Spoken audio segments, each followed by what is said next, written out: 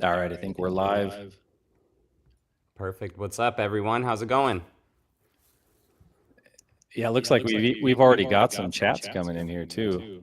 Oh, heck yeah. Yeah. Yeah, I was actually going to show, I wanted to start out by showing um your latest rig. I just took a screenshot from one of your videos. I don't know, I think you did a great job with the wheel combo, the color combo. But I know I've been asked by a ton of people in my comments what I think of the new Tacoma. Like, you can tell that they're concerned about reliability. And I always tell them, I'm like, look, the Tundra's having these issues, but I haven't found a single Tacoma or Forerunner or like this 4-cylinder turbo seems to be super solid so far. And that's all the data you have. You're like, oh, is there an echo here? Hey, thanks. I don't hear it on my end. They say they hear an echo. Do you hear an echo when I talk, guys? Interesting. If you guys hear an echo when I talk, I may need to add headphones to the mix. Do you guys hear echo when I talk? No? Okay. No, I hear it when I talk though. Only for car guy. Yeah, so maybe go ahead and I don't know, talk about what you think of this platform, and I'll try to fix my audio here in the meantime. No worries. Yeah, for some reason with StreamYard, it it echoes based on your computer if you hear me. And I've had to put just regular headphones in before. But yeah, so this engine to me, it's definitely has big shoes to fill. And I've said that in my videos a lot lately. And Toyota community individuals are always kind of like a generation behind, it seems like, which is totally fine, especially when you had a 4-cylinder or a 4.0 6-cylinder engine that was just absolutely legendary towards the tail end of the Forerunner's life cycle. Because I mean, it was with that 5th gen for 15 years. It was with the old 4th gen for like 6-7 years. So I mean, it's really hard for Toyota to get rid of that in turn for a 4-cylinder, right? That has to prove itself. So the nice thing, at least about this engine, is that one, it's going to be in a lot of Toyota products. The 4Runner, Tacoma, Land Cruiser. It is also derived from other Toyota products as well. The 2.4 kind of base of it, along with Lexus products too. So I mean, a lot of stuff. If it's going to fail, hopefully it will fail in one of those vehicles, and then that Toyota is able to make it a super reliable engine. And it's not like this is the first turbo Toyota's ever done. I mean, they've been doing turbos since like the 80s, I believe, even in trucks too, with the 22RE, or 22RT, which was basically one of the most reliable 4-cylinder engines ever. So it's definitely a hard pill to swallow, especially in a bigger SUV like this. So I mean, I see all the jokes all the time, all the stuff, and I try to agree with people, but at the same time, it has to prove itself. So all I can say is driving it, it's definitely a lot better driving than my 5th gen 4Runner.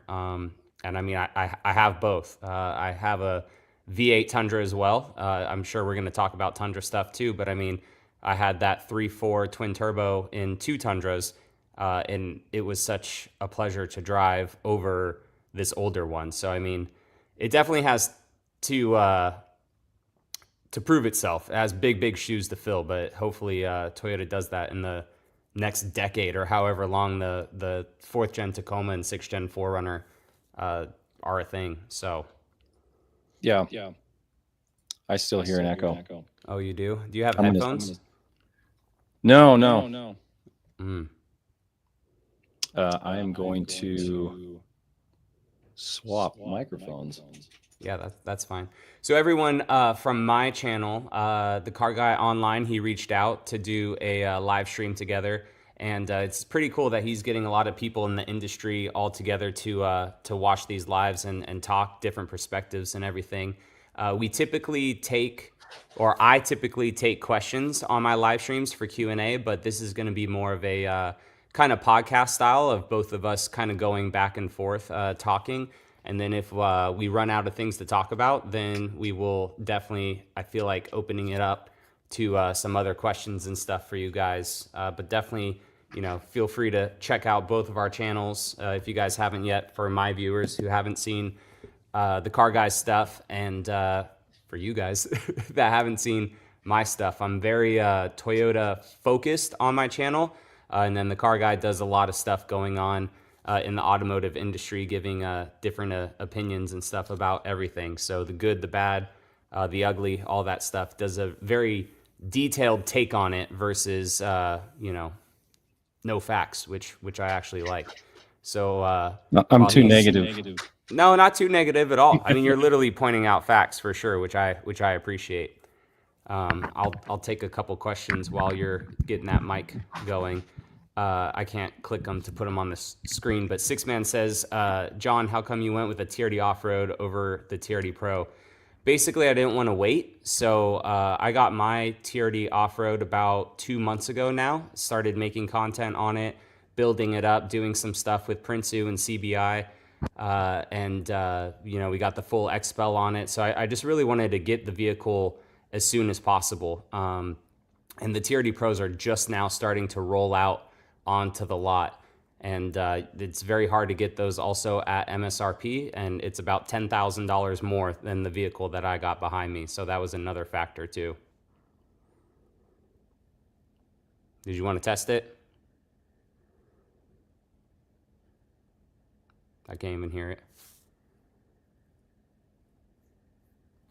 May have to add it to the thingamajiggy.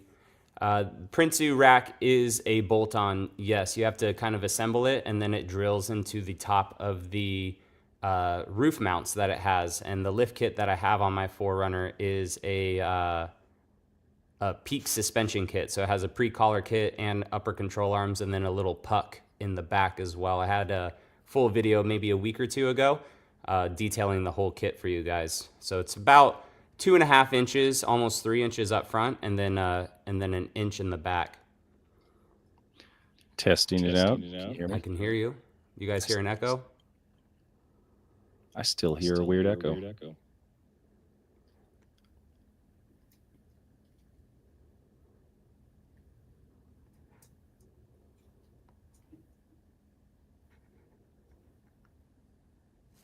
I could try to put some headphones in too to see if it's on my end with my Mac reverberating what you're saying, talking real fast. Test. Anybody hear that? I'm gonna mute it while I go get the headphones, and maybe that helps. Yeah, how does this sound? I'm not hearing an echo now, which is odd. It could be, okay, so it could just be the speakers. Yeah, we'll get it figured out.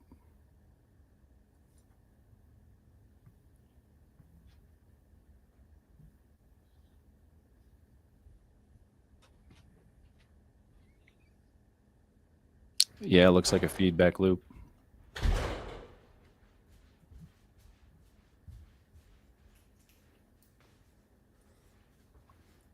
Yeah, someone says, yeah, he's fair with his criticism of Toyota. So, funny story.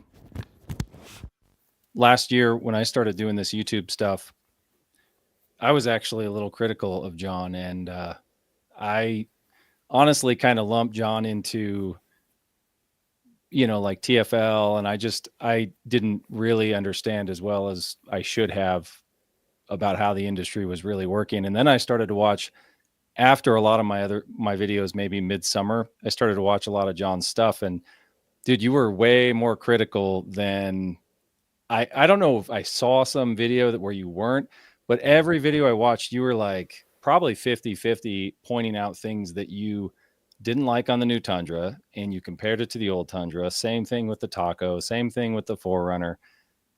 And, you've owned all of them. So I kind of, I changed my mind pretty quick, and I was like, man, I got to do a live stream with you, because I felt bad that I was critical of you before I really knew enough about you. Mm-hmm. I just felt a little bit guilty. and there's two different camps of people. Like, I think I cater to an audience of people like me who we're all like secondhand, third hand ownership, right? We're Mm-hmm. not buying new cars, and you're catering to people and you're trying to give them just a really good guideline of what to buy, the difference in trim levels. And that's kind of the industry is just bifurcated into people that get things secondhand, people that keep things in warranty.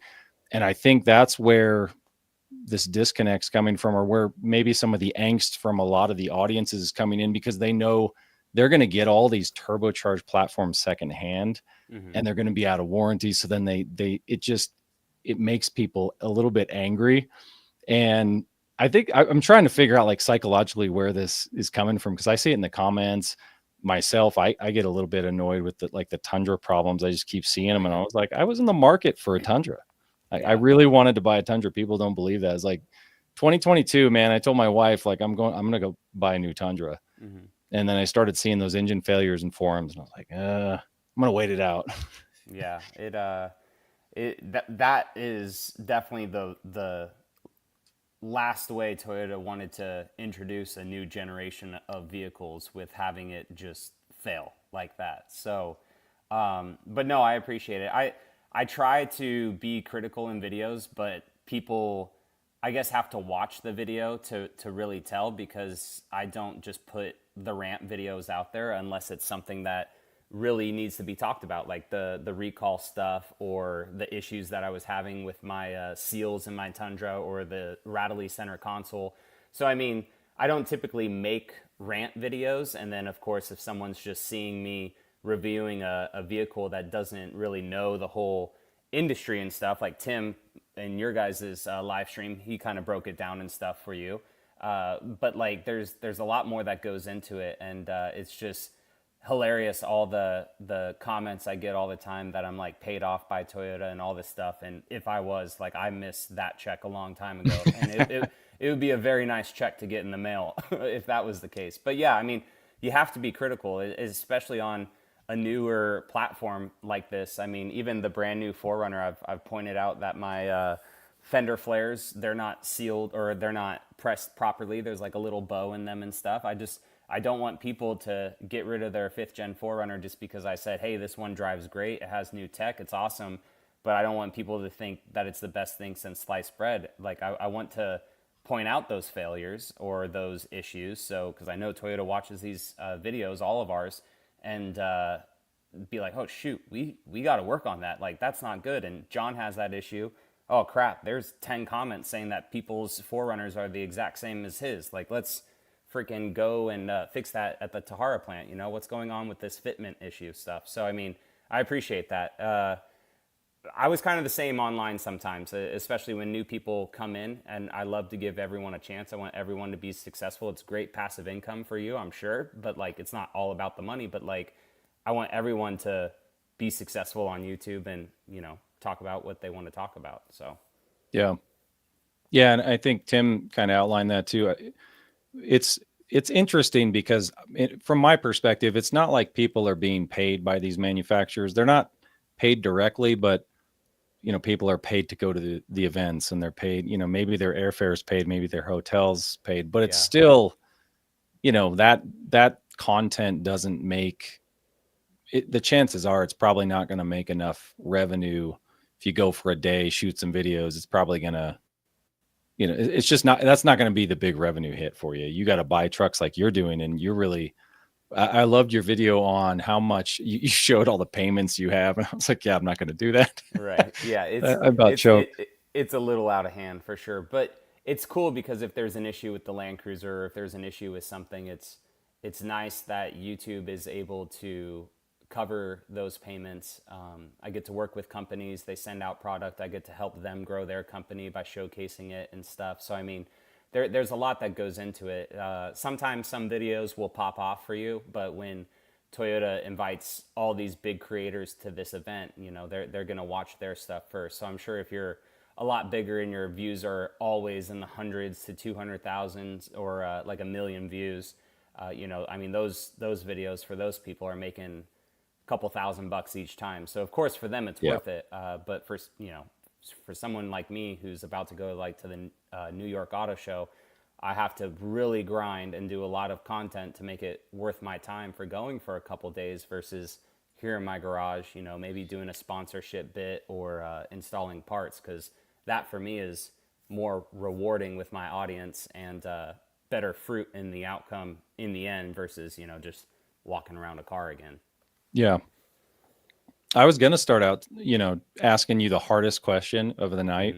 I was going to say right out of the gate, would you ever consider changing your YouTube channel from TRD John to like GMC John or something and switching brands? GM John. Yeah, I actually talk about that quite a bit. I really want to do that. I don't know if I would put it on my channel or just make a secondary channel that's kind of like Yeah. all about trucks. But I mean, a goals truck for me is a Ford Raptor R. I mean, that is just the coolest truck ever.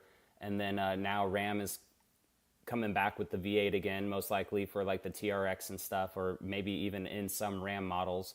And I love myself a GMC Duramax Denali, but I mean that's like $100,000+ truck. But I mean I grew up with Fords, Chevys, Toyotas, all that stuff. It's just Toyota just happened to be a YouTube video that I finally posted, and then it just, you know, was $1 a month, $10 a month, $100 a month, $1,000 a month. Then it got to the point where it was paying me more than Uncle Sam. I was like, why am I going to the military and doing this job for like 12 hours a day when I could just do YouTube and have fun with it and stuff? So it definitely solidified itself as a niche on YouTube. And that's, I mean, as you know, the Toyota Colt is just insane. But I do love all cars. I love all cars. I love all trucks to a certain regard. And yeah, I mean, during COVID, when everything was like a fire sale, it seemed like, right?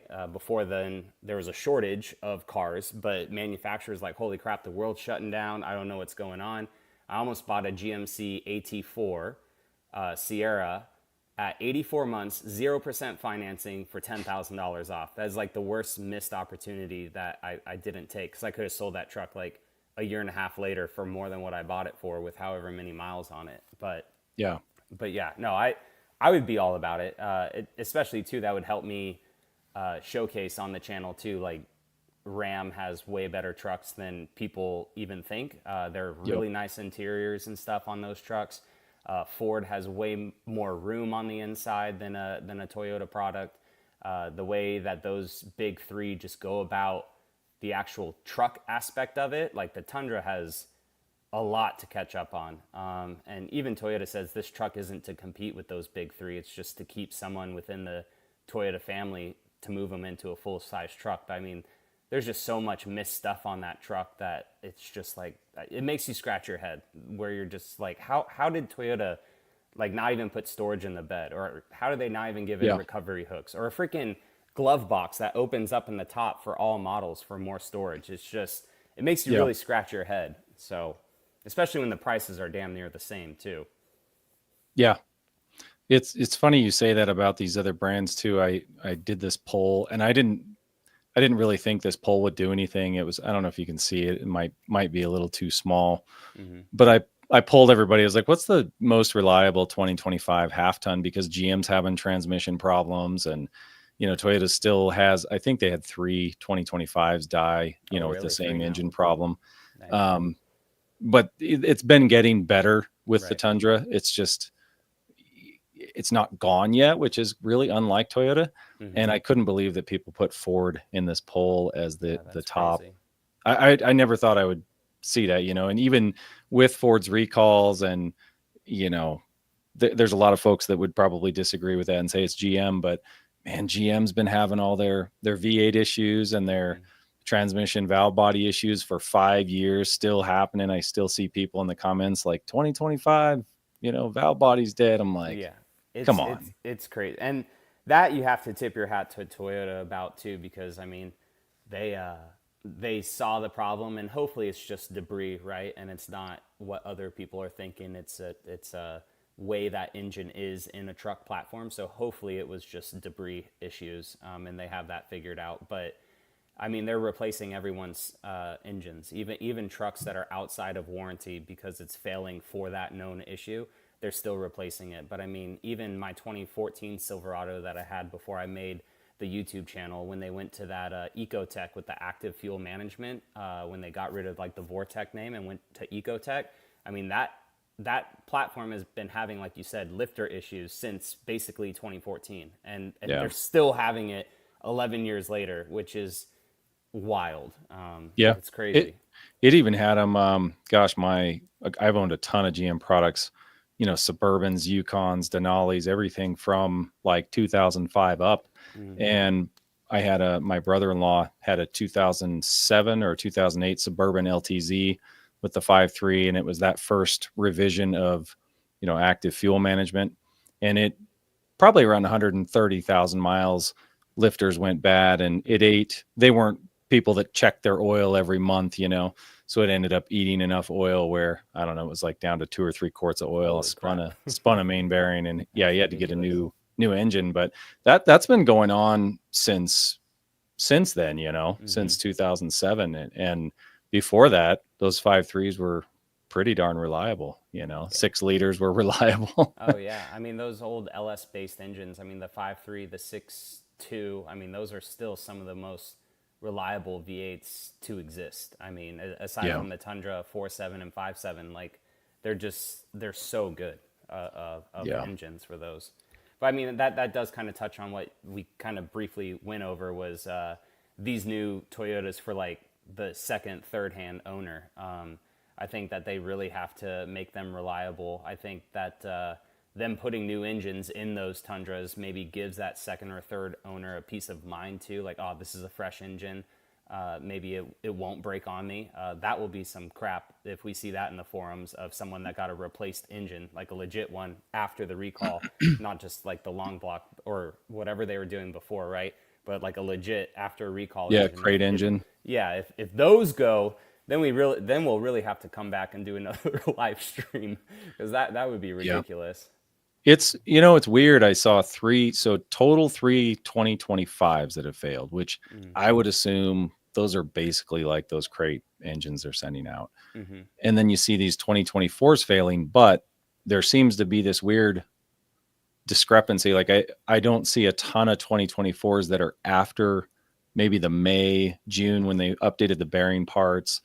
There's a period where there seems to be, they're just a little bit, there's fewer in the Facebook groups and the forums, but there's quite a few early 2024s that had the problem, and then a couple of those 2025s that were in the NHTSA reports and other places. But it just makes you wonder. I keep going back to, man, I don't know if it's debris. And then did you see the Car Care Nuts tear down of that engine? I haven't watched it yet. That video came out while I was just on vacation, so I'm still. And then I got sick coming back, and I'm trying to catch up with so much right now. But a lot of people said that it was a pretty good tear down video of it. Yeah, it was weird because he had, so one side of the engine, like the spark plug holes were cut off, the spark plug ports. So I'm looking at this engine like, how did you get it? And it normally, if someone gets an engine to tear down, as an example, they've got everything there, but he was missing some of the parts, like the cams weren't there. So it was like a 3/4 tear down, which I thought was really weird. Right. But Toyota's been super careful about grabbing those engines and pulling them back in, and studying them, figuring out like why they're failing, if it's bearing material or whatever. But Right. God, I hope they get it figured out. I don't think I've ever seen anything like this from Toyota in even their other engines. My daughter has that old, 2.5 and a 2018 Camry, and it's been just rock solid, Oh yeah. not burning a drop of oil. It's just, so it's definitely per model. It's not necessarily just the whole brand sucks because of this one engine. And I did try to turn up my mic. One of the comments said that, so hopefully it's good. Let me know. I turned it up about 20 clicks, so if it's too loud, let me know, guys. But even, were there issues with that turbo in the Lexus car? Because it came from a GS, I think, right? LS or a GS, I think. That The engine, the 3.4, yeah. yeah, it The did one in have the some Tundra, issues. yeah, they've had Yeah. issues in the Lexus, and not as many. And I Mm-hmm. think it's a numbers game. You know, you have Lexus selling like 5 or 10,000 a year, Mm-hmm. and so then you just don't see that many. If we only saw 10,000 Tundras sold in a year, we might not hear about it that often. Right. So it's a ratio thing where Toyota's selling so many Tundras and Tacomas right now that it's a good sign for the Tacoma. They're Mm-hmm. you haven't seen any failures in Tacomas, and Yeah. they're outselling the Tundra this year for Yeah. sure. Knock on. I just turned it up again. Amart. Uh, not like knock on wood, but I mean, even the transmission stuff too that they had. I mean, that was technically not even a recall. It was just a TSB for certain trucks and stuff. And I mean, yeah, I mean, to get through that first year, I don't think that there was one Land Cruiser I heard about that had an engine issue. It may have been low on oil or something. I'm not 100% sure. But there was a Land Cruiser issue, no Tacoma issues, and then no Forerunner issues as of now. And I think they sold 205 or 210,000 Tacomas for 2024. Yeah, So, I mean, that's a lot of trucks. And I am not talking any smack about the engineers that did that truck, but you could definitely tell that the Tacoma was a lot more thought out just because it is one of their best selling trucks. So, I mean, it was way more thought out of a truck. And I just, ever since I drove it, just compared to the Tundra, just immediately, even in the pre-production vehicles, it immediately felt just so solid compared to any of the Tundras that I've driven, and it's continued to get better as well. yeah. The sales, just regarding sales, man, Mm-hmm. if even this year, this is 2025 first quarter, you know, the Tundra is 35,000, still rocking. Last year Right. it was 36,000, so it's about the same. And 2024 for the Tundra was, I don't think this engine issue, if it did hurt them, man, I don't think there would be a Tundra on a lot right now Right. if they didn't have those engine issues, because GM's having their issues. Ford had some issues. I think the Tundras would be completely, yeah, they probably would have sold 200,000 Dang. Yeah. I mean, last year. and they still sold a lot too, just because it was like a fire sale. I mean, for those that wanted to run the gamble or knew if it did fail and if it's under warranty. I mean, if you're getting a brand new truck for $10,000 off a sticker or maybe even more, and even some of the incentive rates too for the Tundra were very good too. I think that's why it kind of like helped maintain their sales as well for that, is just because there was just such a fire sale on those trucks. And I mean, and now my Yeah. local dealership, I mean, they probably have 15 or so Tundras on the lot and probably like 20 plus Tacomas. And you know, there's people that make YouTube videos about that like they're not selling, but like that's to me a good thing, is to have options like on a lot. Like Yeah. I hated it during those post years where manufacturers just couldn't get cars on the lot, and if I wanted a platinum Tundra, I had to get that one that was either coming in that was not Yeah. claimed, or it just happened to show up. But now, I mean, I could pick from a red one. There was a Lunar Rock one that I was looking at. There was a black one. There was a white one. TRD off road. Not like it's so good and refreshing to have these options. And now that there's multiple on the lot, if you find the one you want, now you negotiate with the dealership instead of them saying, nope, it's the only one we have. This is the price. Sorry.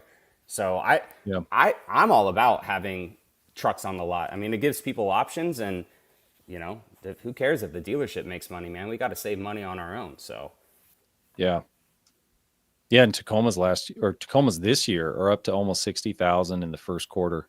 that's a That's, lot. that's nuts. Yeah. Well, and the big thing last year too was about them that they didn't make that much is, I mean, they essentially didn't really start production, I would say, really flowing until like March. So like almost tail end of Q1 is when they really started rocking and rolling on production, especially because they had a few QC holds and stuff on the truck, so they weren't really making any. They had to fix the ones that were in Mexico before they shipped, or they had to, I believe, fix them at the ports. I'm not exactly sure how Toyota does that stuff, but I mean, there were a couple pauses early. I mean, the one that I had ordered uh, showed up like maybe in May timeframe, and I had that allocated to me in like December. So there was a lot of part shortages with the sway bar disconnects, and then the grill shutter issues, which they QC held a bunch of trucks for. So I mean, there was a lot of holds on those vehicles. It seemed like. Yeah. But dang, 60,000, that's crazy. See, That's a lot. that's why I like your channel, or the diversity of channels, right? Is because you give those facts to people. I just showcase the vehicles for people, but you help that research on that end too, which is cool. Yeah, it's weird. On one hand, like I can say in the same video, I'm like, look, they're selling the crap out of these vehicles. And I do think a big part of it's just, I'm a Toyota fan. I have been. I've got 2 in the garage still. And I want them to do better, which is a huge reason why I make these videos. I want Toyota to fix this problem in their V6. And then, at the same time, it's like they're selling the crap out of them, partially because of what someone said in the comments. People are uneducated. They don't, a lot of people just don't even have the time. They trust Toyota. They've owned them in the past, and they've owned 3 or 4 Toyotas, and it's probably all they needed to own in their life because they were so reliable, and they're going to go back to them. And even with all the Tundra issues, it's crazy. If you just look at the numbers sold, it was the same thing with Ford EcoBoost and General Motors. They have a ton of engine failures and transmission failures and all these issues in all these brands. And then you zoom out and you look at how many they sold, and it's still a tiny percentage, but it didn't. And then I go back to like 2008 era, 2010 era, and it was an even smaller percentage. So I hope we get back to that. That's why I push these videos out like this. I want the manufacturers to get back to that, where it's maybe the first year or second year you see issues, and then you don't see another logged engine failure for the next 5 years with that engine. Yeah. And that's not what we see really in any of these brands. You see, just every year there's unlucky customers. And the prices keep getting more expensive too. I mean, it's that double-edged sword to where like we, the consumers, control the prices. We control the quality of vehicles. We control what we want in vehicles, right? Because I mean, if all these manufacturers, honestly, all of them, are giving us kind of half-assed products, right? Or products where, I'm sorry, can we cuss on your channel? Oh, yeah. Okay. Well, it's ass, but whatever. But like even the 4Runner, right? Like, I mean, that's a $55,000 4Runner behind me. And I have plastic in the same spots where an SR5 of the 5th gen would have nice soft touch materials, good hard plastics in certain spots. And it's just like, why, like, does it really cost Toyota that much to put soft touch material above where my arm sits on the door, especially on like that expensive of a vehicle? Yeah. But like they sold 200,000+ Tacomas that had the same plastic door. So they're like, we got away with it, right? Or at the end of the Tacoma's life cycle, where finally all of the Tacomas had automatic seats. All of the Tacomas, I think, for the SR had dual climate control. And then we get a brand new Tacoma. It's like, nope, manual seats again, single zone climate control. And it's just like how do, like, I get they want to keep the price down, but it still jumps up. So, I mean, but we accept it as consumers, which is very frustrating, but that is still why I like to point that stuff out. But I mean, if the MSRP of this 4Runner was $500 more and they gave me dual climate control and soft touch materials to make it feel more luxurious, I wouldn't care, because that's a difference of another $7 a month, right? When you're really financing that much, $7, like it could make or break some people monthly, but like it doesn't really matter. So I mean, I don't like the steps back that certain auto manufacturers make just to like give you a new product too. Yeah, I thought for a while that, I go sit in these new vehicles and they ride nicer. They a lot of the time they're quieter than the old stuff. But like you said, you see the price has shot up so much. Do you think, I asked Tim the same question, do you think that the quality, because my old Sequoia had like cheap hard plastics and all this stuff too. Sequoia was like so bad. But it's weird. It has all these miles on it and it doesn't really rattle. Like 230,000 miles, and it doesn't feel like it's coming apart. It kind of feels like it has 100,000 or 50,000. Right. It doesn't really feel any different. But the plastics are still super cheap, but they hold up. It's like cheap plastics that hold up are the new ones. Is everybody just upset because the price is so high and they're using kind of the similar plastics, or is it really because they are rattling. They're starting to feel like maybe a GM gets to 100,000 and it's just everything's rattling apart, you know? I think it's a combination, honestly, of everything.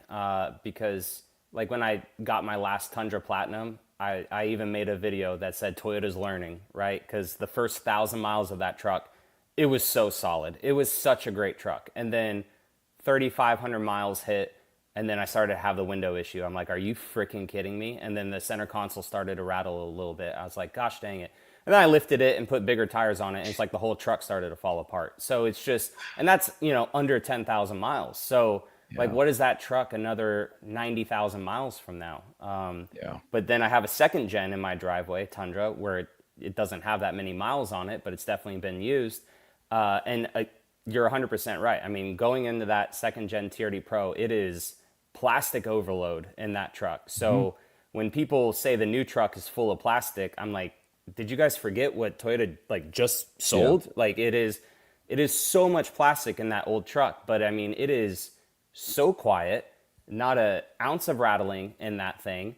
And I know that when I build that truck up and off-road it out in the desert and down in Mexico, it is going to be a very, very solid truck. Kind of like the Tacoma is for me, honestly, and this 4Runner behind me. But like, I just didn't get that same vibe out of the Tundra. A little bit in the new Sequoias. I'm not sure if it's just they have extra set of hands on that because it's a family SUV and it's not as much volume or something. But I didn't get those vibes really ever with the new Tundra until I finally just drove a 2025. But then again, one, it was a press vehicle. I'm not sure if press vehicles are cherry picked or what.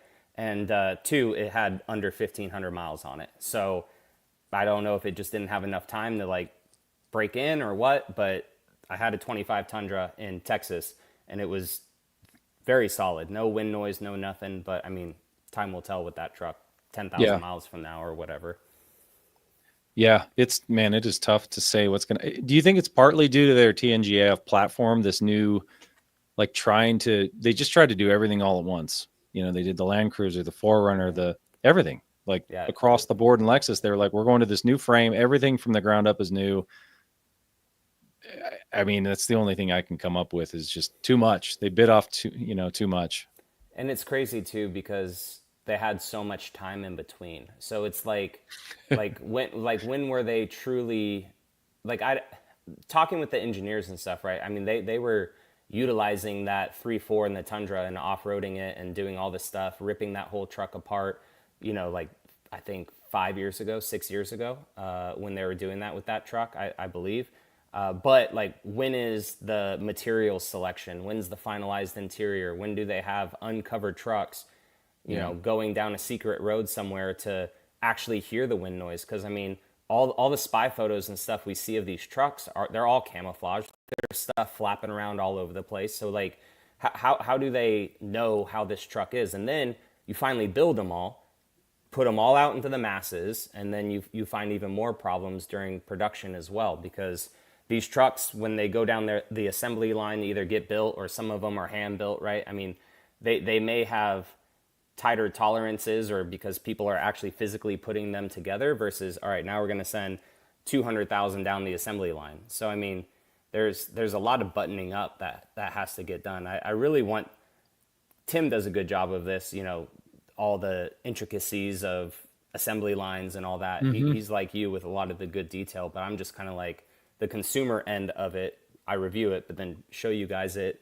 Yeah. This is the one I purchased, but I don't know. It's crazy how a lot of this stuff is just like, it just makes it past people that have put hundreds of thousands of miles driving these vehicles before they give them to us. And I'm just kind of like, mile 5 or 10, I'm like, why is this thing right here or whatever? Like, it doesn't make sense. But yeah, there seems to be a lot of stuff that makes you scratch your head.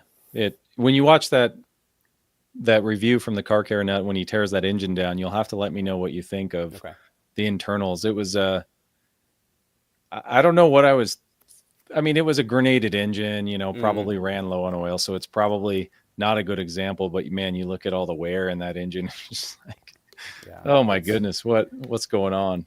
It's crazy, because I mean, like you said, secondhand, third-hand owners, Yeah. What's gonna be that truck like when your only selection is anything over 80,000 miles or 100,000 Yeah. miles, like 5-10 years from now, whatever, for certain trucks. But yeah, it's crazy. It definitely is. They're definitely not built like they were in the past, which I hope Yeah. all manufacturers start to recognize that, and then maybe one of them will really step their game up and they'll get all the profits from all the consumers, and then all the other ones will step up too. I'm not sure.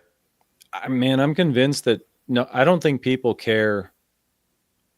I thought people cared about reliability and kind of like how a truck felt maybe after 80, 100,000, 150. I don't think consumers do. Look at the sales numbers. I used to think that even when I started the channel, I thought this is what I'm going to talk about. It's going to be all reliability, and that still is the goal of the channel. But I'm shocked that that's like third or fourth on the list for people because they know they're going to keep it through 36,000, 60,000. Right. They're going to get rid of it. So Right. they're not really not concerned about, huge problems. There are those diehards that still want to buy the truck and have it forever, get it to that no car payment time, and just have it forever. And I truly applaud those people. If I didn't have this YouTube channel, I would have my paid off 5th gen 4Runner. I would have a paid off RAV4 hybrid probably, because that was actually a really nice car.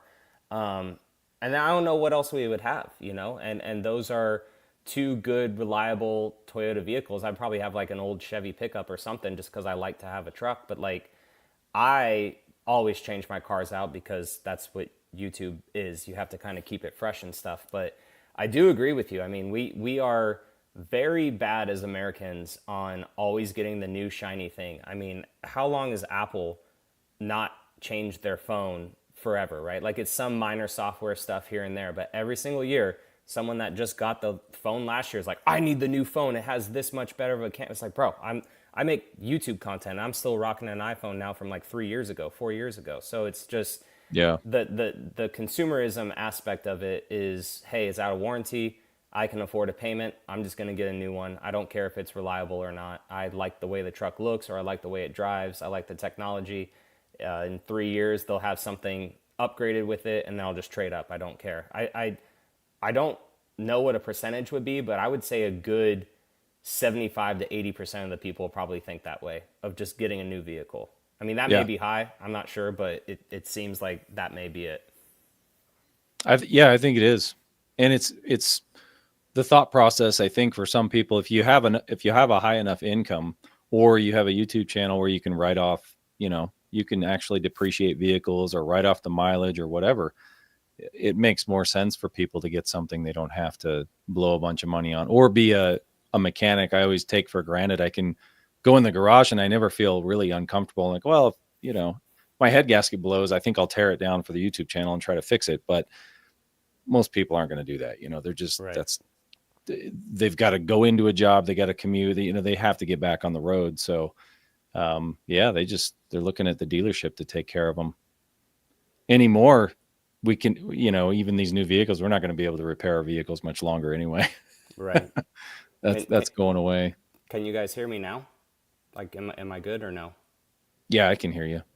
I changed the mic again because apparently it's still low. We were having echoing issues, guys, so I had to put some headphones on. So I have tried to turn up my volume. I try to get the best quality audio for you guys. So hopefully it's fixed. It's still quiet. Awesome. I love technology. This is great.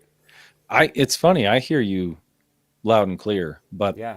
it's weird that they can't. I wonder if I'm too loud, and maybe I need to move mine away or something. Yeah. They're saying I'm a little low, but I can hear you great. we will work on it, guys, for the next one. We definitely appreciate all the support. I'm not 100% sure what the heck is happening. Yeah, sorry, we didn't test this out right beforehand like we normally would. I was at volleyball games all day with my daughter, and John was out doing something, and we didn't jump on till like 5 minutes before the start. So, yeah, technology's great. Yeah. All right. Some people are saying it's good. Maybe it's on StreamYard's end or something. Then if some people can, I'm using earbuds and you guys. All right. Yeah, All right. I think we're good. We'll roll with it. Sorry, guys. What do you talk to Sheldon a lot? he moved from the Tacoma, which is so far been pretty good, to the Tundra now. Do you think they moved him because of these issues and they were like, we got to get this figured out?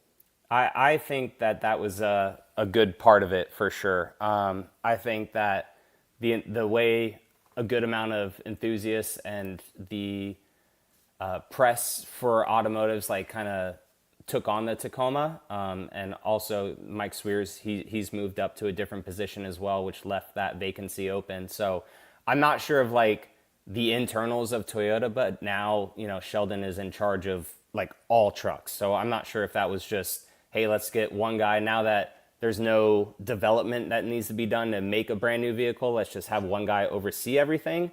I'm not 100%, but I mean, I really loved Sheldon's enthusiasm for that truck, and I really do hope that with this next gen Tundra coming out, that he just pushes the envelope, because we were in Hawaii for the Tacoma launch, and then for those of us that wanted to do the U.S., I mean Hawaii's part of the U.S., but like the lower 48 reveal on that soil, we took a red-eye flight from Hawaii to Flagstaff, Arizona. They had 2 Tacomas there. So we left Hawaii, I think, at like 10 or 11 o'clock, all flew to Arizona, got to Arizona at like 6 or 7 a.m., I think. And he was straight out there to the Toyota event, their area. The trucks came. It was pouring rain. Dude has a poncho on, talking to all these enthusiasts, giving like the whole gambit and stuff. And then opening up the trucks and still taking questions. Continental U.S. Thank you, Gino. I went to public school. And then just talking to enthusiasts about the truck, opening the doors, talking. And it's like pouring rain, getting all muddy. Dude was just on a red eye, had like 2 hours of sleep, especially after talking with all the people too, like at the event, taking their questions. I mean, the dude was grinding. So I loved seeing that enthusiasm out of him. And I think that helped him as well in Toyota's eyes when they all saw that as well. But I mean, I got to talk with him on the plane because I was lucky enough to sit next to him, and until he fell asleep, I was like, you need to get some sleep. But like, there's so much stuff with that Tacoma that he wanted to do that Toyota's like, no. Even the Tundra, like talking with Mike Swears, he wanted a diesel in that truck, and Toyota's like, no, like we're not going to do that. Or he wanted a V8 derived for that truck, and no, like there's so much stuff that just goes in from the engineers that have an enthusiast background as well that want to do the trucks, and then there's just like corporate Toyota's like, nope, these are the new laws, these are the new emissions, you have to develop it for this, even though like Trump may or whatever president, right, will loosen EPA standards.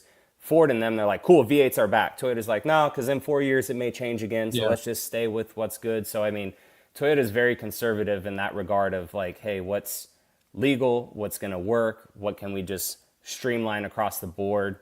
So I don't know. I wish that the Tundra, if they were going to derive an engine from Lexus, like just bring that 5.0 freaking V8 over that's in some of the cars and just throw that in the truck. Like that would have been cool. That's a reliable engine too. Yeah, they could have, man.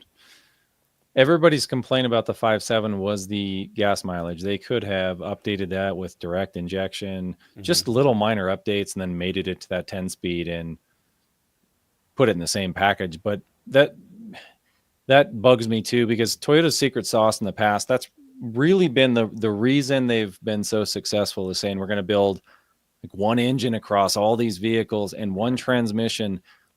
And once we get it right, it's just going to be right for the next 10 years. And that was really why people loved all their vehicles, why they were so reliable. So going to the GM Ford model of let's have 4 different engines in a vehicle, I actually don't want that from Toyota. Like, I want an option of a company that can build something right. But the problem is they took the one engine and it's not, it wasn't doing the right thing. So I think there was no alternative. So that's why it got so much news too. Yeah, I mean, but the flip side of that coin now is, except for now lacks EPA, so V8s are coming back, right? But I mean, Ram, they streamlined just the Hurricane engines, and GM, they're starting to streamline to just, I think, 2 or 3 engine options with the tiny little Duramax and then the 5.3 and 6.2. So, I mean, and I don't even really think they're putting that turbo Well, boost or whatever that the maybe Turbo that's the Max, or yeah, Turbo Max. Yeah, that's actually oddly enough, I think that is so far their most reliable engine, that's which is crazy. hilarious. That is very true. You say that, but Yeah. yeah, I mean, yeah, I don't know. We'll see. But then maybe that's that thing where all these other companies will start to have issues with various engines or this and that, and then in 5 years from now when we reconvene with this, maybe it's like, hey, the 2.4 turbo in the Forerunner and Tacoma, those are the modern day 22 RE. Like that is such a Yeah. reliable engine. So I mean, time will tell, right? Yeah. I see it all in my comments though, like with the hybrid batteries, when they fail, yes, they'll be expensive, like a couple thousand Yeah. bucks, or when the turbo fails, that's going to be an expense as well. But like, if you are the owner of that vehicle and you don't have a car payment anymore, maybe just put some of that money aside for something to fail. Like it sucks if that does fail, but if you have to replace a turbo for a couple $1,000s, well, that would have been 3 months of a car payment anyways that you weren't making. The way I think about money is I'm all over the place with it, and I try to like, where can I grab it from here and there or whatever. But like, that's my response back to those people who are wanting it long term. Like, I hope it doesn't fail, but like Yeah. it's inevitable. Stuff doesn't last forever, but hopefully you have that money either saved away or you're not making a car payment anymore on it, and you can afford that repair, because it's still cheaper to repair a turbo for a couple $1,000 than putting a couple $1,000s on a down payment and then having another $800 a month payment every month for the next freaking 72 months. So Yeah. Yeah. Toyota's 72 months. Now they've got 1.9 on the Tundras. And yeah. were you were talking about getting a Tundra. You Yeah, going to get another one?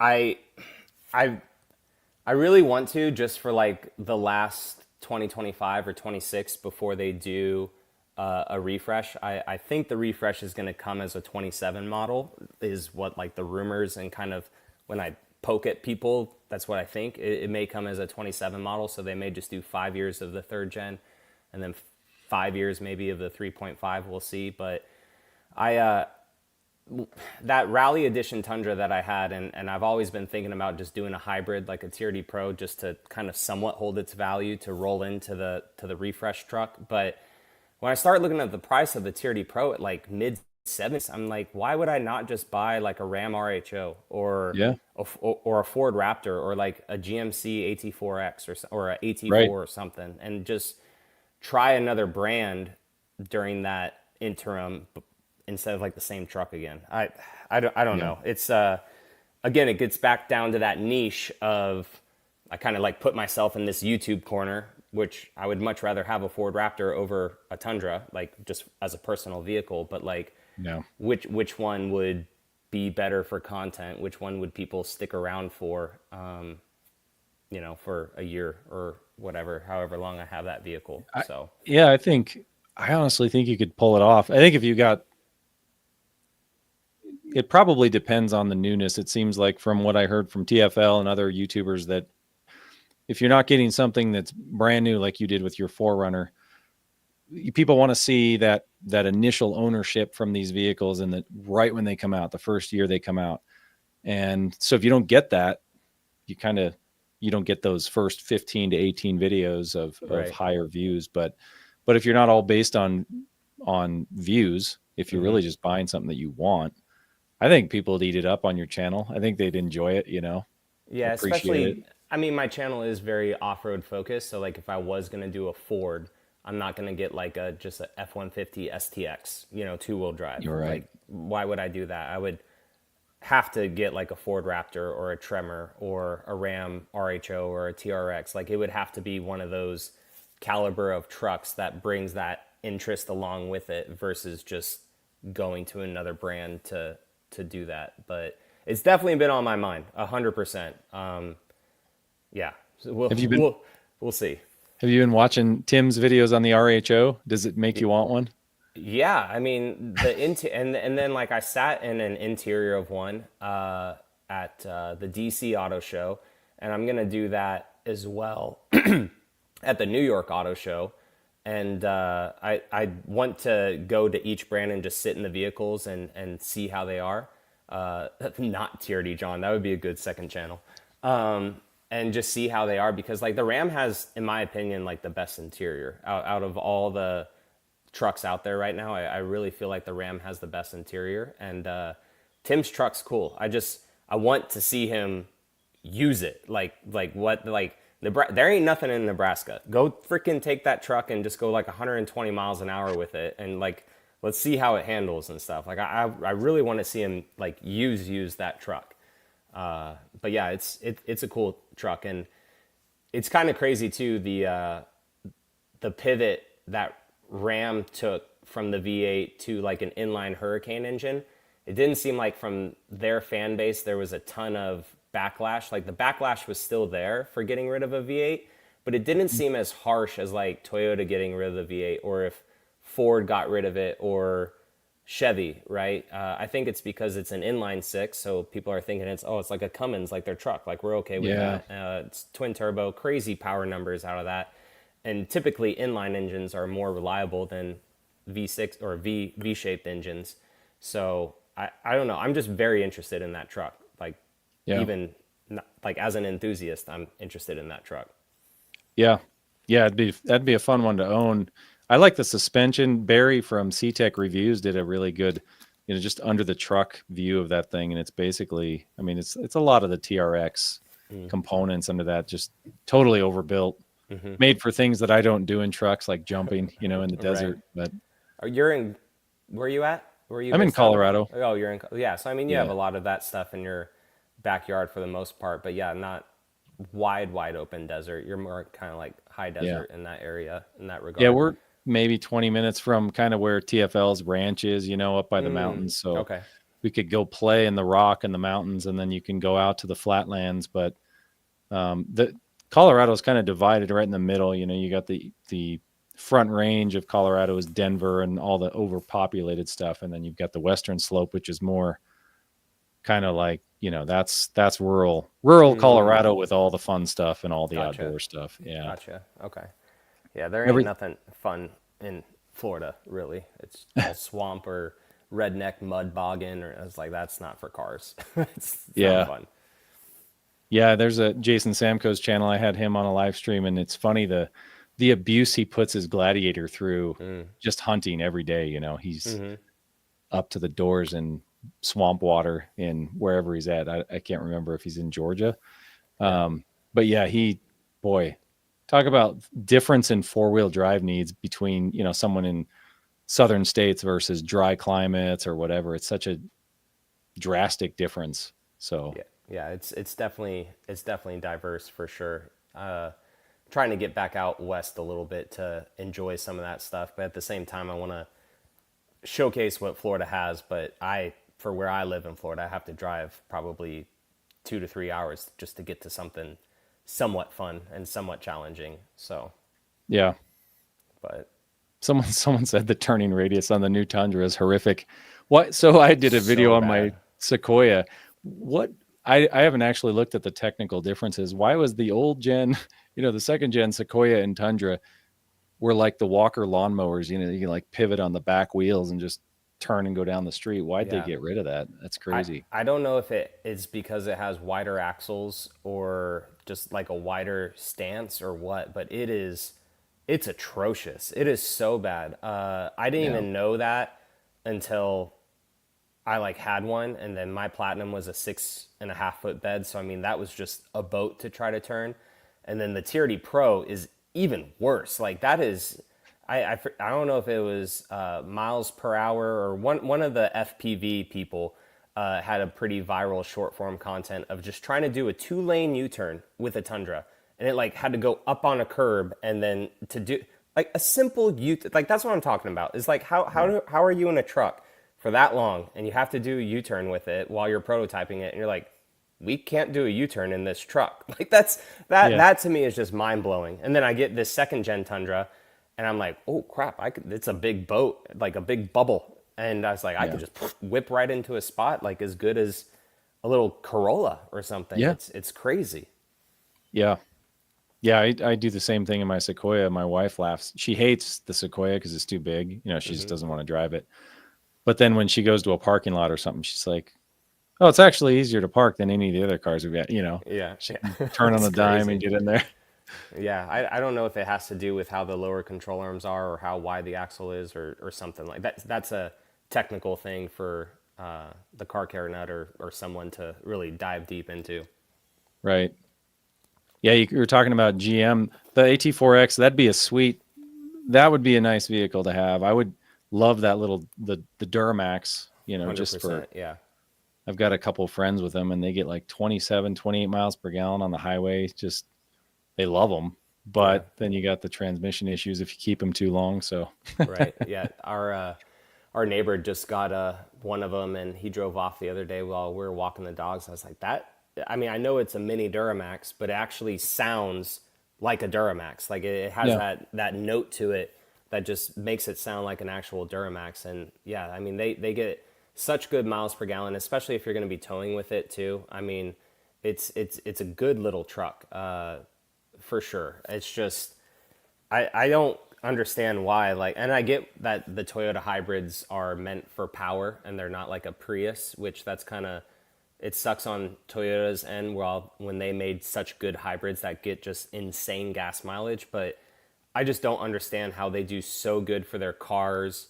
Even their bigger SUVs like the Highlander and the Sienna gets like 34 miles per gallon or 35 or something like that. And then like their trucks just barely get 20. I mean, even though they yeah, advertised like mid 25s for this new Forerunner, like I barely get 20 with this thing. Even when it was stock, it was like 21, maybe 22 miles per gallon. And it's just, I don't understand what the big disconnect is with their cars.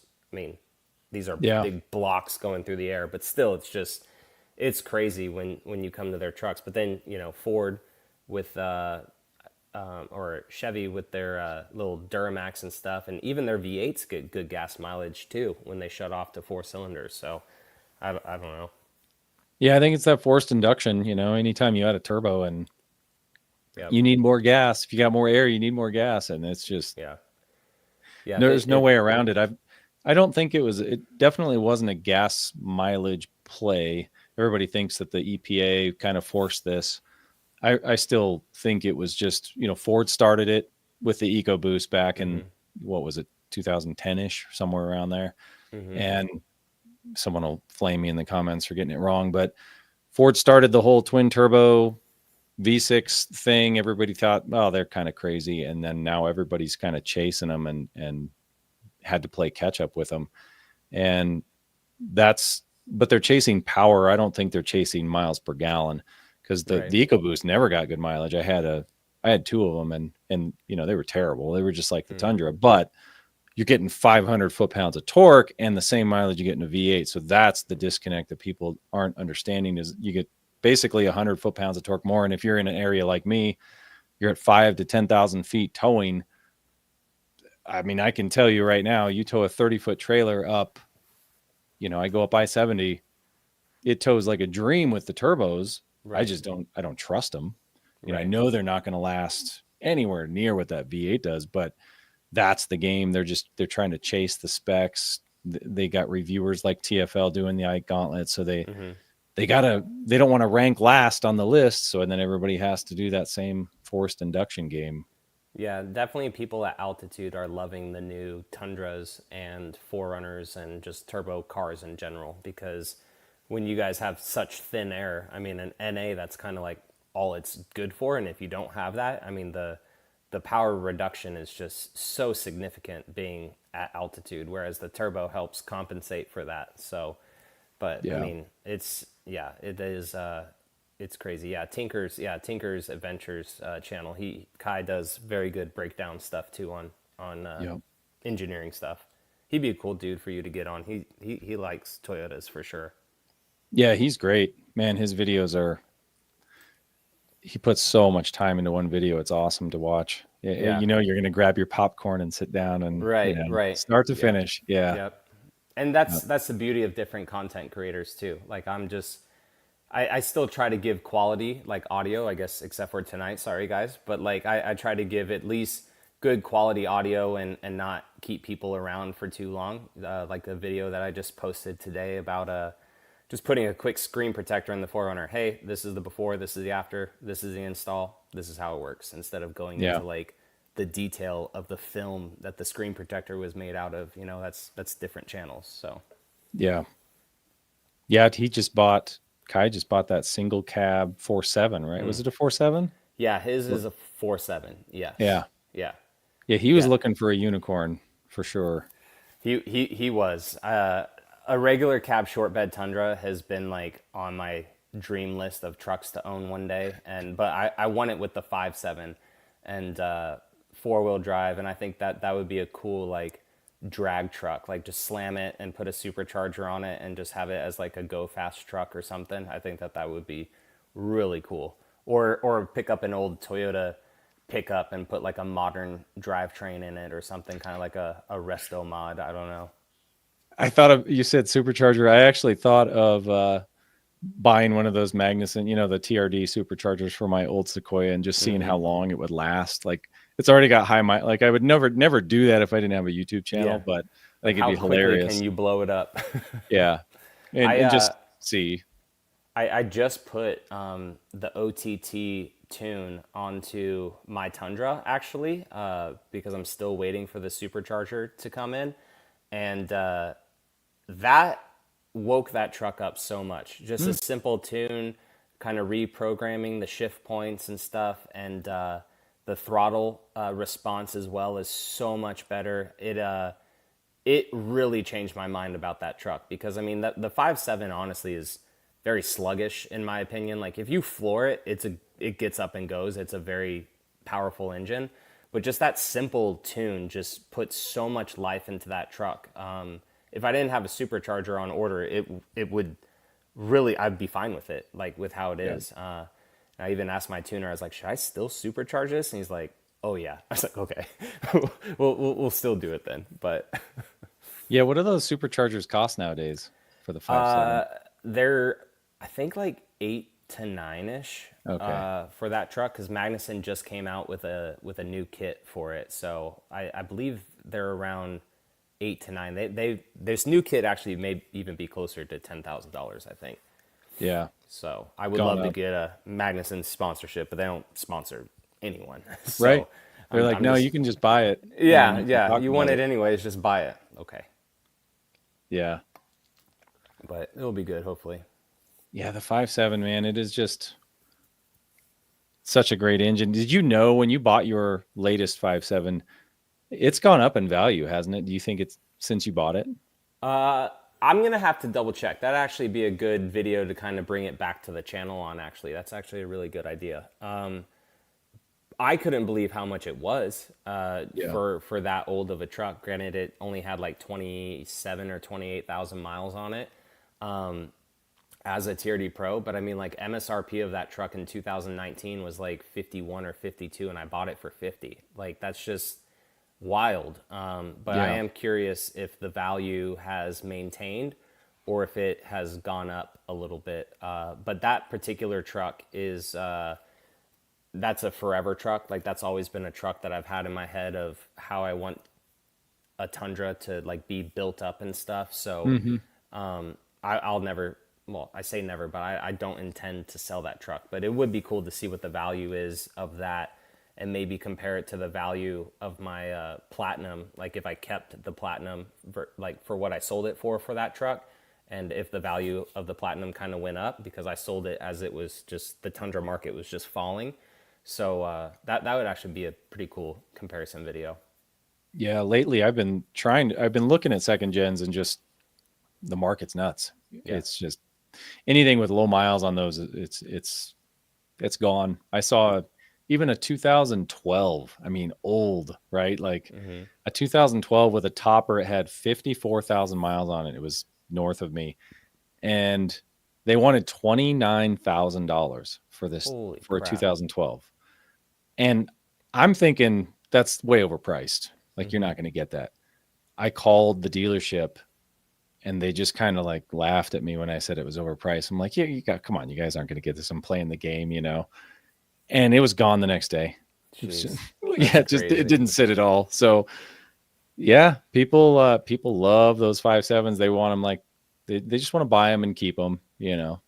Yeah, I'm curious if the Forerunner market is going to do the same with the fifth gen Forerunner.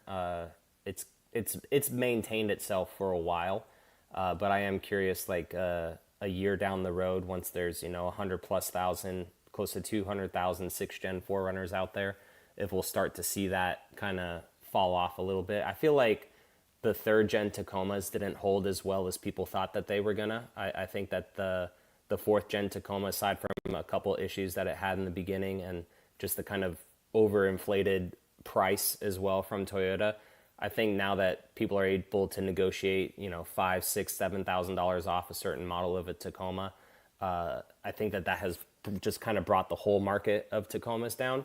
But Tundra is like really holding on. It's very crazy how different those vehicles are. Yeah, and even the old 4.7 Tundras, like first gen Tundras, you around me anyway, you can't find one for less than like 12 or 13 grand, and they've they're half of them are just wrung out, and they're wanting more than the second gen sometimes. It's like what? I bought one maybe 5 years ago now. I think I paid like 7 or 8 for it. Sold it kind of after COVID, I want to say for like 11 or 12. And I cleaned it up and I made it a lot nicer than what it was. But if that dude tried to sell it to me today, he'd probably want like 14 or 15 for it, which is crazy. Just because it was a 2006 limited. It was a nice truck. But he those values too for a clean one. If they don't have a hole in the frame, like they're going for premium money for sure. Yeah, not all. If they're in Colorado, they're probably not all rusted out. It's dry as heck here. Yeah. I think you're right about the Forerunner though. I think the 6th gen. I like the 6th gen a lot. The look of it, and I know a lot of people don't, but. And I always say this on my channel. It pisses everyone off, but I'll take a 4-cylinder turbo over a 6-cylinder any day of the week, man. They are 4-cylinder turbos have been in like freaking tractors for 50 years. Like they are so easy to build. You got usually a single timing chain. It's a simpler setup, and you can make them reliable a lot easier than you can do a V6 with twin turbos, and you have less plumbing. You don't have the dual intercooler setups. You don't, it's just so much simpler. GM's even having great luck with their little 2.7 4-cylinder turbo. So yeah, I think they're gonna, if they stay reliable, if Toyota doesn't have an issue with that 2.4, they're gonna be, people are gonna buy them up. Yeah, I think that has to go back to like with what I was talking about with the Ram, with their inline. I think maybe just inlines are just way less complicated. Maybe the 10-speed and I love the comments too that just say that the engine is getting overstressed trying to like run the vehicle, and I just don't understand because I'm not like a mechanic, but I'm like, bro, this car is at significantly less RPM throughout everything driving it than the 3.5 V6 was on my last Tacoma. I mean, I had to scream that Tacoma to like 5,000 RPM just to like enter the freeway, at a reasonable speed. Whereas this one with the 8-speed transmission, I mean, I'm barely over 3,000 RPM unless like you're really romping on the truck. So maybe they're talking about the pressure inside of it. I don't know, but like from an RPM standpoint, these new vehicles just run so low because of the 8-speed transmission, and then just the low end torque alone just makes it so much more enjoyable to drive. Yeah, I think what most people are referring to is probably you do have higher head pressure, and then you have basically more torque being thrown on less bearing surface. So a 4-cylinder has, you've got these little bearings in these 4 cylinders. You've got fewer bearings than you do in a larger engine. Right. Although the inline 6 has more bearings. So yeah, bearing surface and torque, and then you add more torque to that. And they're claiming that's why a lot of people think that's why the Tundras are struggling, is just, you've got these small little bearings, but the EcoBoost does it. And they haven't really had main bearing failures like the Tundra. So it can be done. It's just, they just got to get it right. They really do. And I hope they do. I hope the refresh is very well worth it. So. Yeah. Do you know any other details about the 27s?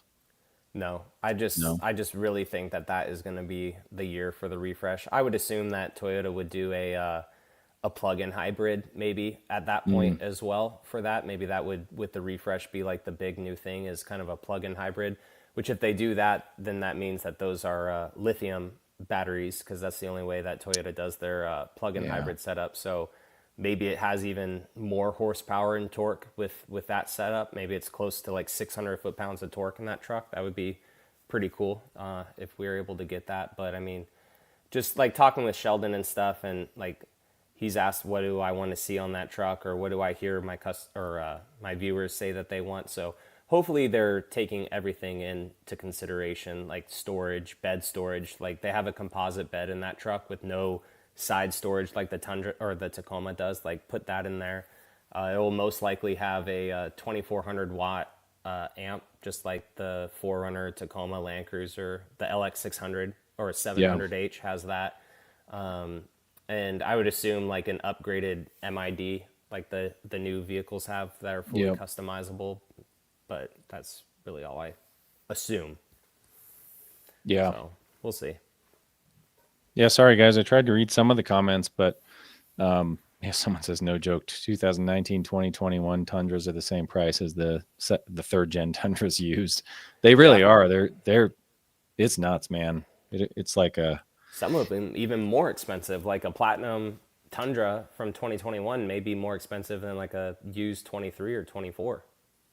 yeah. Like it's crazy. Yeah, Someone, oh man, someone said my coolant. You guys watched the video. My coolant looked cakey in my Sequoia. It didn't look cakey. It looked beautiful.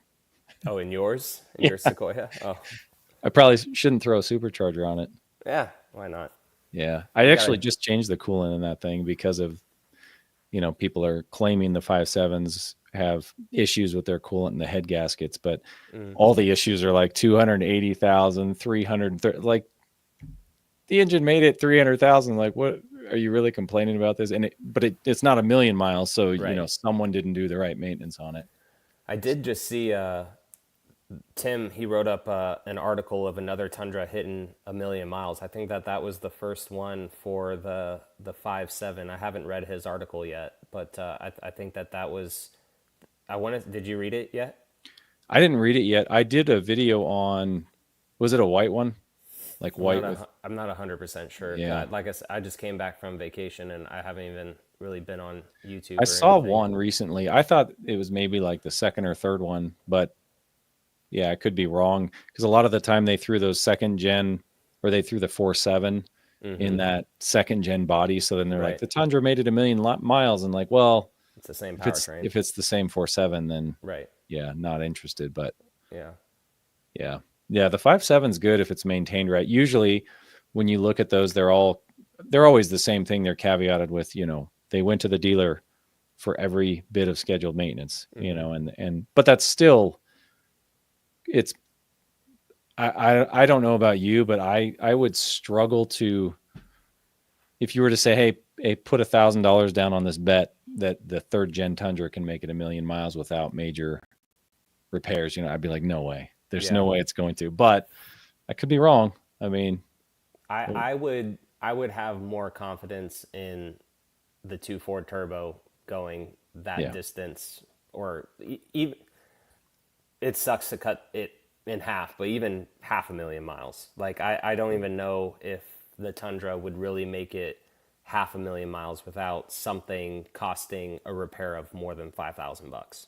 yeah. I mean, It'll but probably be the turbos first. for sure, yeah. Yeah. But the powertrain in the 4Runner and Tacoma, I would definitely have more faith in. I think long term. Yeah. And it's every brand. It's not like it's just Toyota with the Oh yeah, for turbos. sure.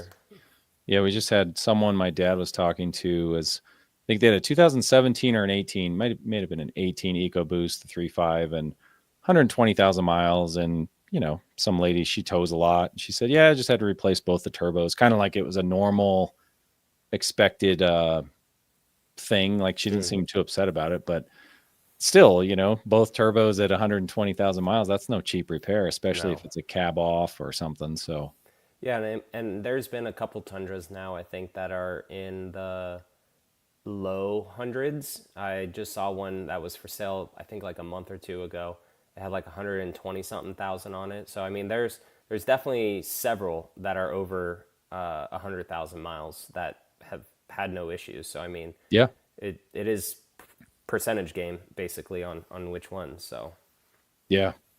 Yeah, it might have something to do with their variable oil pump. Tim had one on his channel that had 200,000 miles on the third gen. holy And crap, two hundred yeah, thousand. Oh geez, yep. I didn't even know And that. I think he had, yeah, because he mentioned you in it. He was trying to get you to look at it to, I don't know if he's trying to Maybe get that some, one had 200,000 on it. Maybe that's what I'm it was a thinking. blue one. Yeah, Yeah. because it was for sale somewhere, I think. Yeah. Yeah. That one would have been a great, if it would have been cheaper, I would have loved to have purchased it for the channel and just freak everybody out. But Yeah, because I think they had it listed still in like the 20s or low 30s or something like that for that, which is just crazy. But then you're yeah, buying it knowing that that fell during the recall, so like you could get a new engine in it if you want, but then at the same time, it's kind of like I want to see how long this one will go. You know, yeah. like, why put a brand new engine in it?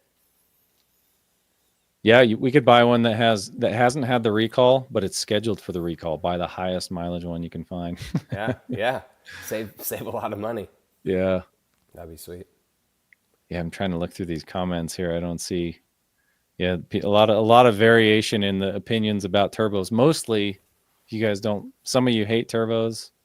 Some of you are probably coming in from John's channel as well. You can tell. You can always tell. It's like Yeah, some people are like, "Hey, I'm willing to play the game." yeah. I mean, and yeah, stuff does fail and whatnot, and it sucks to repair. But I mean, turbos. I don't know. Toyota's been doing turbos for a very long time, and I think that the biggest thing is it's just new for us here, stateside. Whereas overseas, I mean, Toyota has so many different variations of engines and four cylinders and turbos and diesels, like all overseas. So I mean, it's nothing new. And then a lot of the stuff too falls on manufacturers, as we saw with the Tundra in the beginning, with the turbo wastegate issues too. So I mean, Yeah. Toyota could have their ducks all in a row, but then the manufacturers of these third party parts, I mean, same with the 2021 Tundra, like that was 15 years into its model, or yeah, right, That was 13 maybe. 2013 or 13 years in, oh yeah, right? yeah, Yeah, yeah. about 13 years in, because yeah, 2020 or 2007 was the first of it. So yeah, 2021, yeah, 14, yeah. 14 years. I mean, that had a recall for the fuel pumps, because so it's like stuff happens, unfortunately, whether it's only on Toyota or if it's on these third-party manufacturers, because like Toyota doesn't make every single product in these vehicles. It's all Yeah. from different suppliers all over the place too, which sucks. Yeah, I don't, the supply chains are absolutely crazy. I did a bunch of videos on where things are made. General Motors Silverados. Just looking at the diversity of plants that the Silverados come from. The engines. Some of them are coming from Mexico. Some of them from the U.S. And just in the Silverado 1500, you're seeing them being built in like 3 different locations in the U.S. It's crazy the Right. supply chain changes. And even my wife's new car, Volkswagen Atlas, has an Aisin Toyota 8-speed transmission in it. Really? And That's crazy. the rear struts look identical to my daughter's Camry. Like there's all these shared parts. I'm looking at them like that looks just like my Toyota sitting over here. And I'm like scanning these parts. I should do a video on it just to show how many shared parts anymore are on all these vehicles. Yeah, wasn't it a Lamborghini Murcielago shares the same like side reflector as a Ford Focus or something like that? Some dude was doing a rebuild on it. He's based in the UK, and it says Ford on it. So if you ordered it through Lamborghini, it's a crazy price. But he just ordered a Ford Focus one. It was like significantly cheaper. Wow, Crazy. that's crazy. Yeah. And sad a little bit Yeah. Right. for those owners. Yeah. Global parts bin, exactly. That's fine. Yeah. The parts, we'll see what happens. Hopefully tariffs don't screw things up. I think they're causing a bunch of, freak out in the market, but I actually think that, well, hopefully they don't go down a path of actually sticking with some of the crazy like blanket tariffs, because Right. the manufacturers like Stellantis and Ford already said, oh, employee pricing on everything, which is just a total I just went and looked today at some XLTs, and it's like we had better prices on Ford F-150s 3 weeks ago than we have now with employee pricing, because they know people are going to come in and buy. Yeah, and then they add all the bull crap that's at the ports or dealer add-ons onto it, and they bring this price down by however much, but it's still over the suggested retail price in the first place. So, but Yeah. yeah, I mean, the tariffs is a very interesting thing. It's definitely come up the last 3 times or 2 times on my live streams, and my position on it is like it's hard to make videos on it even if you want to, or if because like I don't want to say something that's the wrong thing, because then 3 days ago it's like, nope, 90-day pause on everyone, and everyone was freaking out about their Yeah. forerunners coming over on what price they were going to be, and just like that it's like, nope, 90-day pause, you guys are good, you're not. And it's just,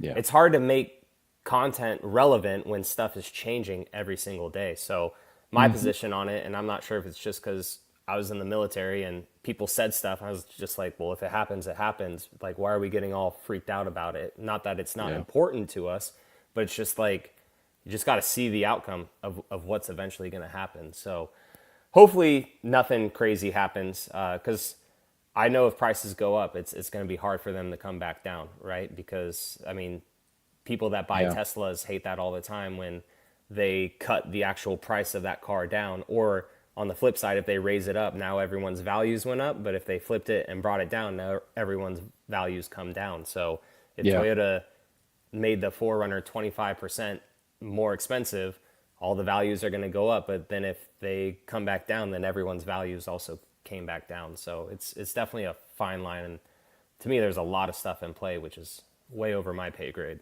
So Yeah, and Toyota's come out. So they said two things at the beginning of the year. They said we're going to build more, sell more, which they've kind of been doing. I see more Tundras and Tacomas at my lot than I have in the past 3 years, which is good. And then they have lower rates than everybody else. They're definitely trying to. I think they're really 1.9 is trying. good. I didn't know that it was 1.9. That's Yeah, really see, interesting. you're going to go out and buy a third gen now. 1.9 for 72 months, and it's been like that 72. for. That's crazy. Yeah. Yeah, I was looking at them. I did an April Fool's joke on my channel that said I bought a TRD Pro, and I, like did the whole thing, and a lot of people laughed. Some people didn't like that. I think I got them on the April Fool's, but it'd be hilarious to come home with a Tundra and write it off, and then see Yeah. if I have a problem. I bet the car care nut was hoping that, deep down inside, I'm sure he doesn't want to be stranded, but at the same time, he knows that if he has a problem with his Tundra, it's gonna, the video is gonna blow up.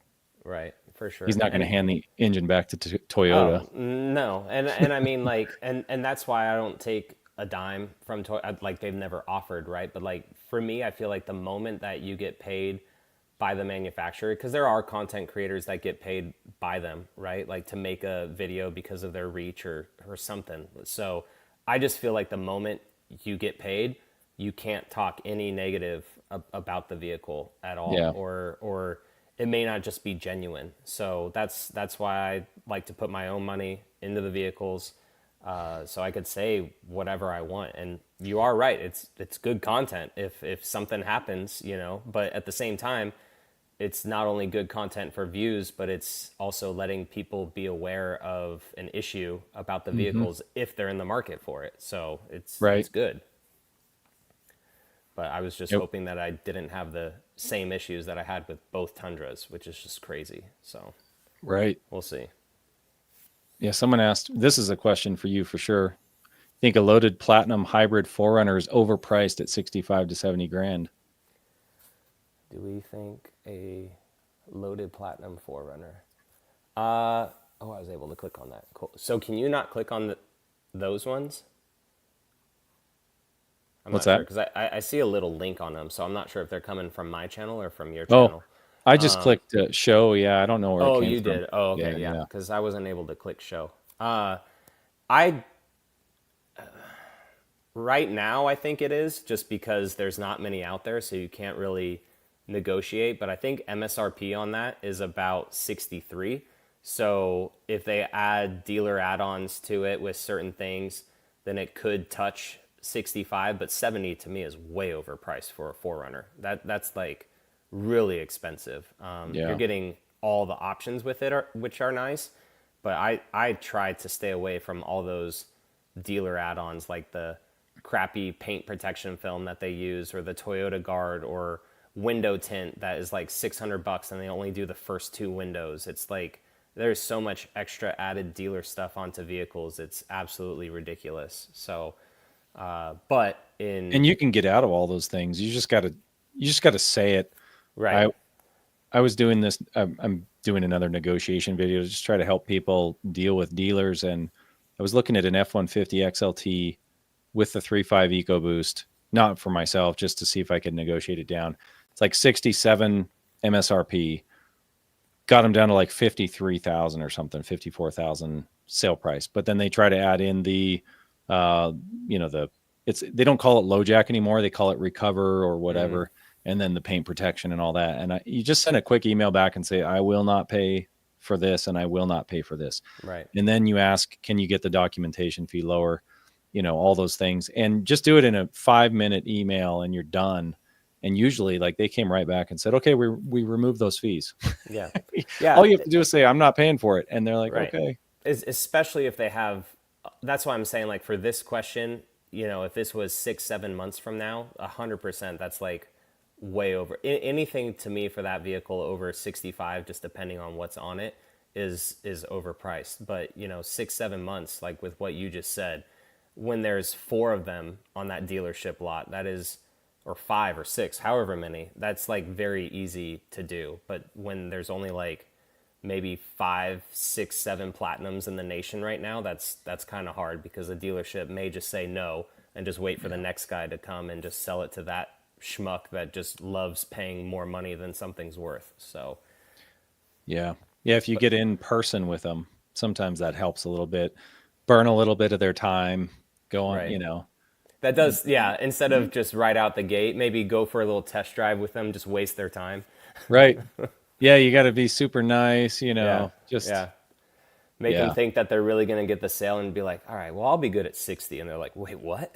Wait, what's going on? I wasted half an hour with you. Yeah, I'm sorry. Do you not want a paycheck today? Okay, I'll go to the next dealership. Yeah, just be super nice in negotiations, man.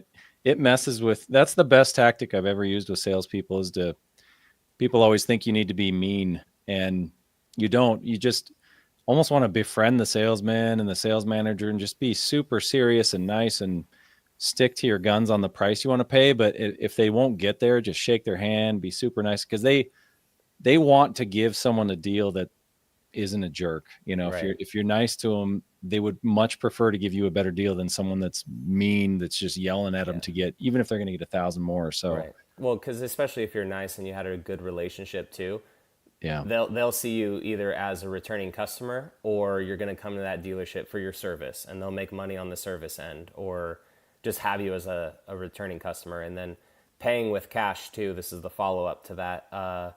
That works for some dealers, but I've noticed that with certain, it's kind of a negotiation tactic. Like, I can be at that price if you want, or we can be at that price if you want, but you have to finance through Toyota or whatever. And then you say, okay, yeah, sure.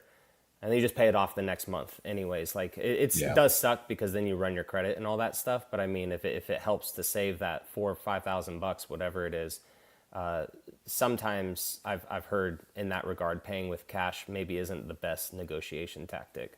Yeah, never say you're paying with cash. Yeah.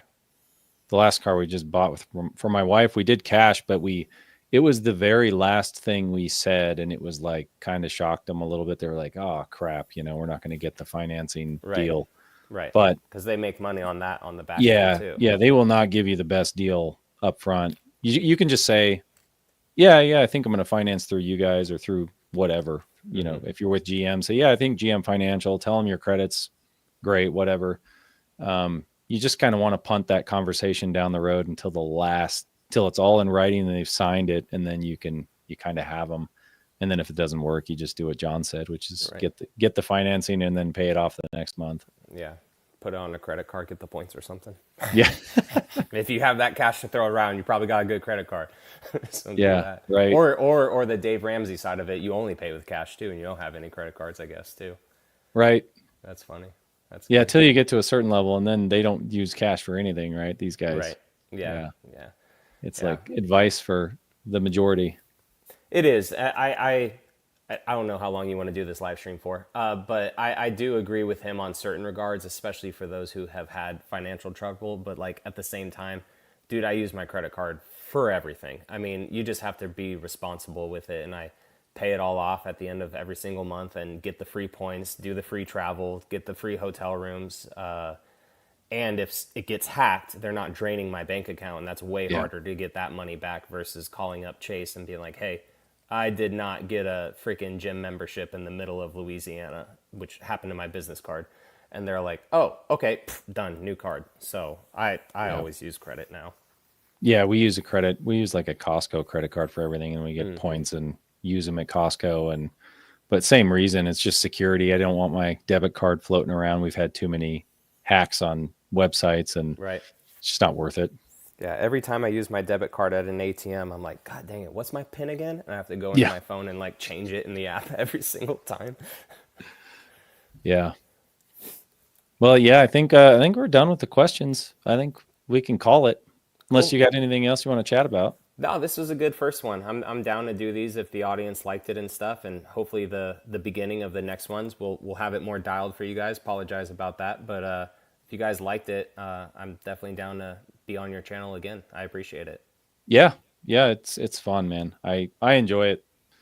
It's easier than video editing, I'll tell you that. So Yeah, well, and the cool thing too with how you have our faces side by side in StreamYard or Opus Clips or whatever, if there were any nuggets from this, you just boom make short form content or whatever. So yep. Well, thanks everybody for joining. We appreciate it. thanks guys. Thanks, John. Appreciate you. Later, man.